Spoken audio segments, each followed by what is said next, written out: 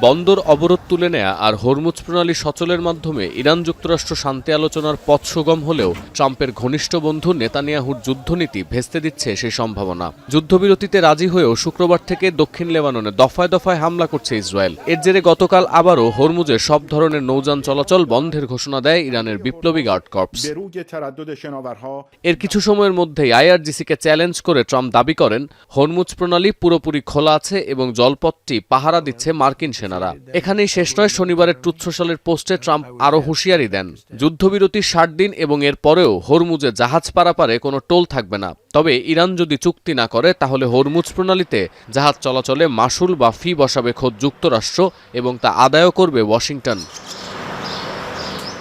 এমন প্রেক্ষাপটে সুইজারল্যান্ড শান্তি আলোচনায় লেবানন ইস্যুতে জরুরি অধিবেশন রাখার দাবি ইরানের। সিবিএস নিউজের তথ্য, আলোচনার উদ্বোধনী সেশনেই লেবানন ও ইসরায়েল ইস্যুতে সংলাপ চায় ইরানের প্রতিনিধি দল।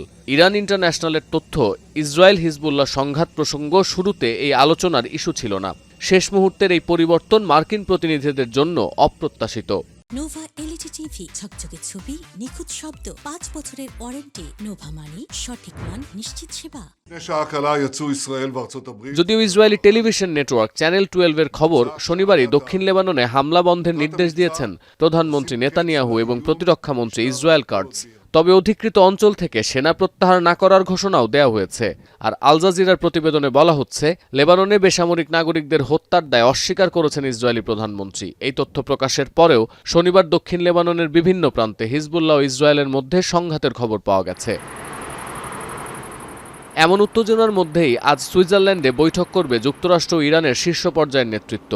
ওয়াশিংটনের পক্ষে স্টিভ উইটকফ এবং জ্যারেড কুশনার ছাড়াও এই দলে আছেন vice president JD Vance. Zurich পৌঁছেছে ইরানের প্রতিনিধি দলও। আলোচনার মধ্যস্থতা করতে উপস্থিত থাকবেন পাকিস্তানের প্রধানমন্ত্রী এবং সেনাপ্রধান। সতীর্থ কর্মকার, এখন বিশ্ব।